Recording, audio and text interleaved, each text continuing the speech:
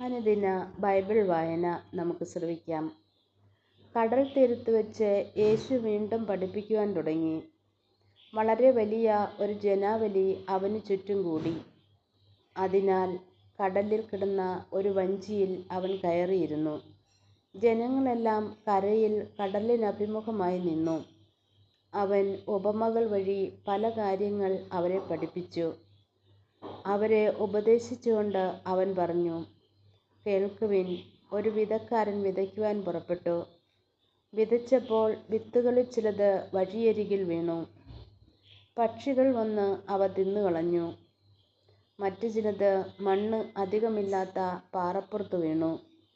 മണ്ണിന് ആഴമില്ലാതിരുന്നതിനാൽ അത് പെട്ടെന്ന് മുളച്ചു പൊങ്ങി.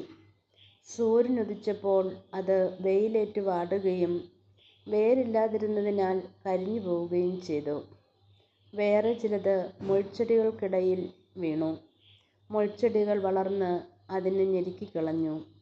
അത് ഫലം പുറപ്പെടുവിച്ചില്ല. ശേഷിച്ച വിത്തുകൾ നല്ല മണ്ണിൽ പതിച്ചു. അവ തഴച്ചു വളർന്ന് 30 മേനിയും 60 മേനിയും 100 മേനിയും ഫലം വിളയിച്ചു. അവൻ പറഞ്ഞു, കേൾക്കുവാൻ ചെവിയുള്ളവൻ കേൾക്കട്ടെ. ഈശോ മിശിഹായ്ക്ക് സ്തുതിയായിരിക്കട്ടെ.